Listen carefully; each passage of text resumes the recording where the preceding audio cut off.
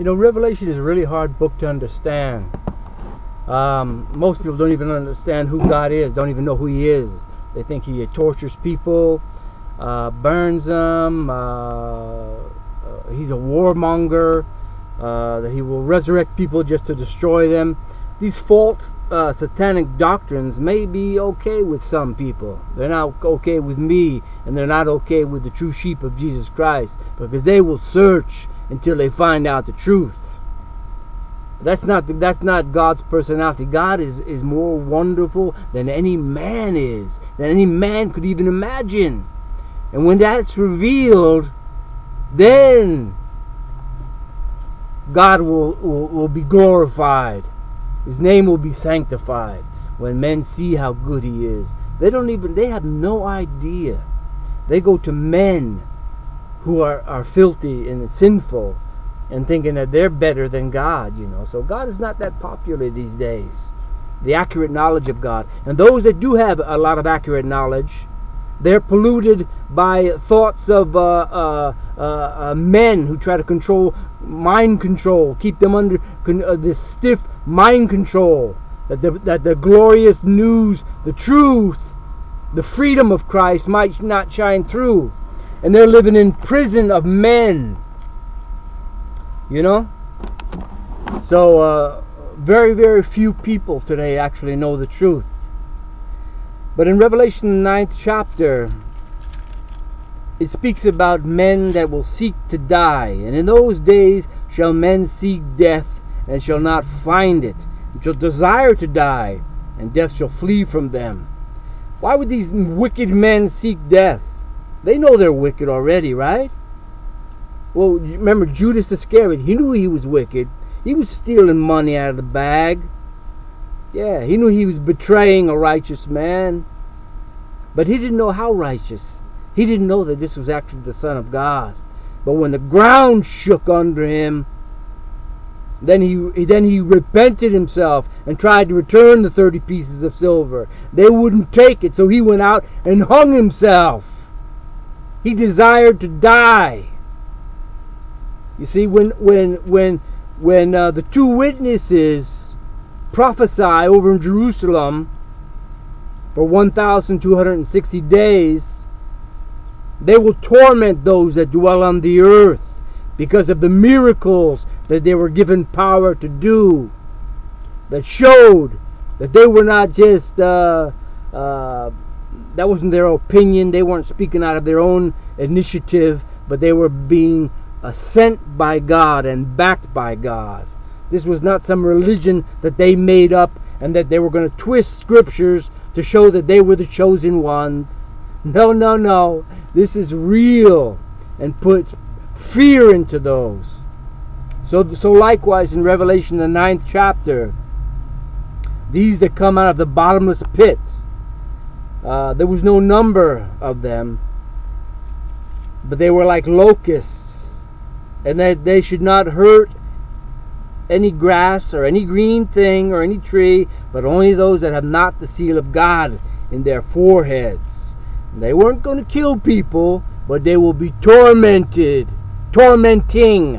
those that do not have the seal of God for 5 months. They are tormenting them with the truth and with the knowledge that they are judged of God, and they are condemned because of their wickedness. We're getting to the time of Armageddon, the judgment of God, and many have committed the sin against the Holy Spirit, the unforgivable sin, which is not forgiven in this world nor in the world to come. And that's why they seek death, because they know that there is no future for them. Not in this world, not in the next, not in any world. They had hair as the hair of women, and their teeth were as the teeth of lions. We read in, let's turn to Isaiah, the 41st chapter. Speaks about these. 41:15. God says to them, "Behold, I will make thee a new, sharp, threshing instrument having teeth.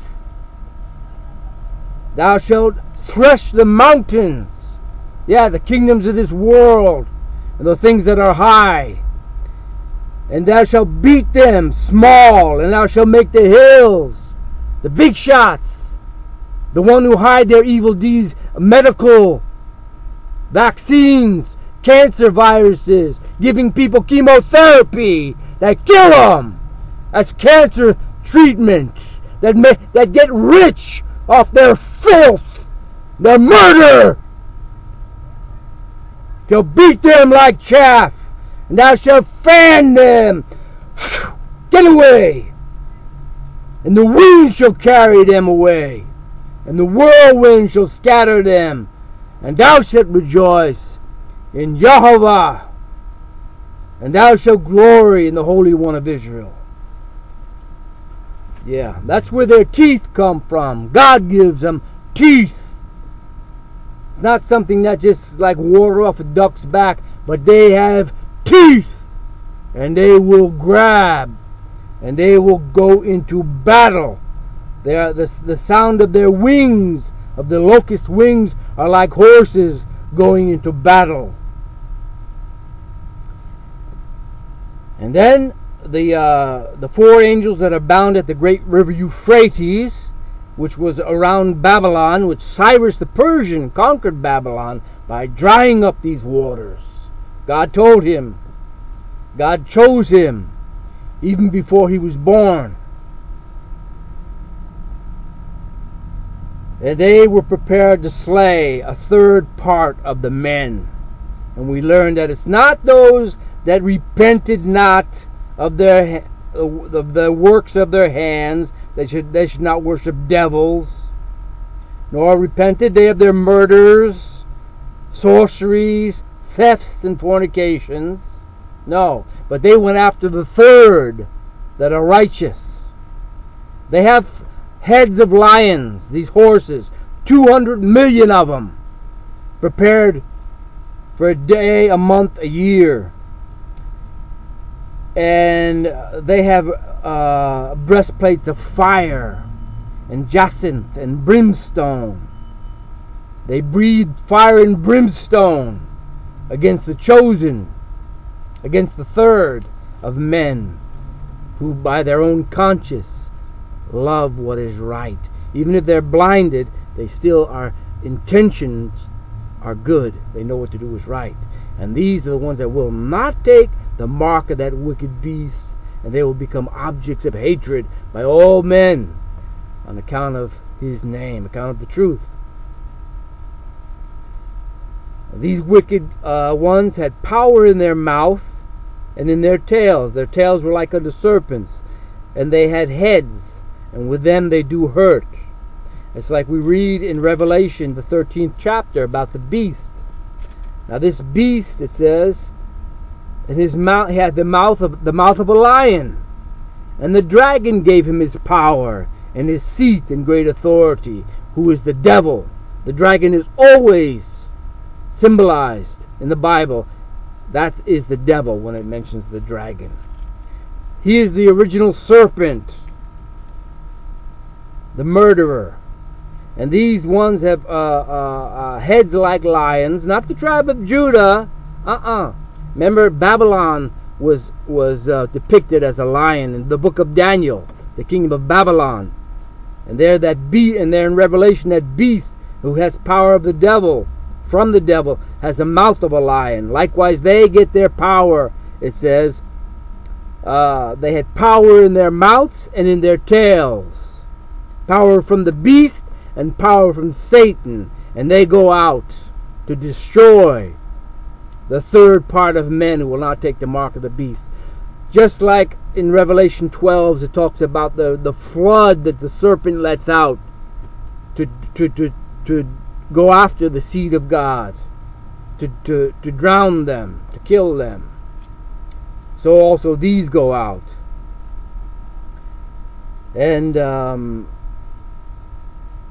fire and brimstone, they'll be breathing that they are in God's power of judgment, and they are judging them, and you have to worship Satan, the Antichrist, who's going to reign from Jerusalem, and he's going to have all his chosen ones, Satan's chosen ones, all living in that area of Israel now. Look at what they're doing to the Palestinians. Genocide, murder of innocent people. Most of those people, all they want to do is just be left alone. And all they can do is throw rocks at these people that come in armored tanks and just kill, kill, kill. Palestinians know they're not Christians, but the Jews are not Christians either. That's for sure. And they're not chosen of God, but they love the devil. They did the devil's bidding, and he rewarded them. Those that loved the Jews that loved Satan, he rewarded them, and with that position. And they took it, believe me, and they love having that power. They have power over all nations. That's why the United States does what they're told of Israel.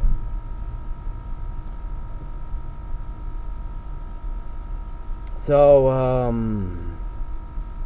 that's what this revelation is about. I don't know anybody that knows these things, but God told me these things. God showed me these things. Oh, I'm not saying that I know everything, that my understanding is perfect, but in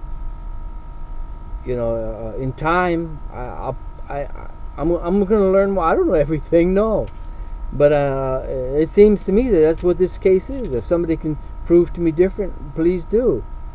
No, I didn't. An angel didn't come and explain this to me. It came through asking God. Ask and you shall receive. Seek and you shall find. But this is what I've found. What have you? Yeah. So that's what I just wanted to add that part to the other video that I gave, and I want to add this video to it to explain a little bit more, to prove a little bit more, because a lot of people think, well, this lion here, well, Jesus is the Lion of the tribe of Judah. Why is he saying that this is the wrong? So I'm trying to explain it, to hook up the scriptures here. They had tails as serpents. Tormenting men. Yeah, the demons didn't want to be tormented. They said to Jesus, "Hast thou come to torment us before our time?" They already knew. You see, they already knew they were condemned. They didn't want to hear it by somebody who came down from heaven. You see, they didn't want to hear it. If a man condemned them, well, they say, well, that's just a man. Men are always speaking those things. But when the Son of God condemns them, they know it's real. That's why they came out when Jesus said, "Come out of him." They came out in the same hour, it said. Yeah, they throw a fit for sure, They'll dash somebody to the ground and they're foaming at the mouth, But in the same hour it came out, And sometimes his disciples couldn't expel the demons because of their lack of faith. But they knew who Christ was, So,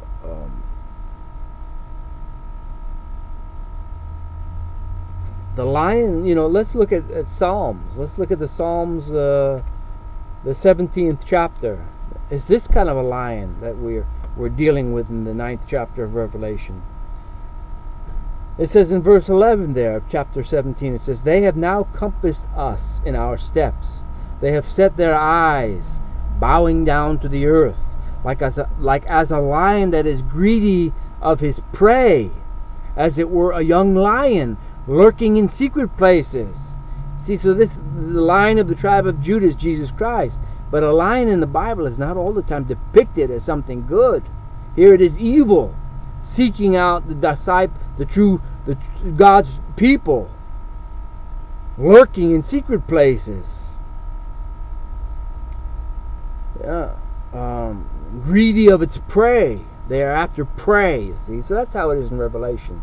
So try to understand that, And those are some of the most difficult passages in Revelation to understand. If you can understand those, you can understand everything else. It's a lot easier.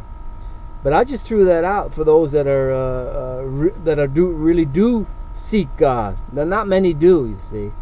Many give lip service, but they think, well, why should I? Well, I'm scared of God. You know, He's going to burn me in fire. Or He's going to burn all these people in fire. So they don't know who God is. That's why they don't love Him like they should. They don't even know Him. They can't be chosen and faithful because they don't really know His true personality, you see. But they're afraid, and they start mumbling a lot of Jesus stuff because they think Jesus is going to like them for their long prayers and their many words and their mumbo jumbo. Oh, God's going to burn. Oh, please, praise Jesus, praise Jesus. And it's all out of fear, man. They don't know God. They can't praise Him because they don't know Him. They're living in fear. Jesus said, many shall come to me in that day, say, Lord, Lord, didn't we do this in your name and that in your name? I never knew you. You never knew me. Depart from me, you who work iniquity. And they do, you know. Even in their doctrines are iniquity. So, you want to know something about God? You come to me. I don't know anyone else that you can go to. You know. Of course I think I have the best knowledge of God. Otherwise, I wouldn't be here, you know. Otherwise, I wouldn't even be speaking or thinking or talking. But I believe that I have better knowledge of God than anyone else on planet Earth right now. You want to know the truth? You give me somebody. You bring me somebody. I want to talk with them. Because nobody knows, man. They think Babylon is America. Yeah, America is under the influence of Babylon. They think Rome, the Holy Roman Empire, that's not Babylon. They don't reign over the kings of the earth. Do you think the Catholic Church reigns over the United States, tells them what to do? No, they don't. But you need to study more.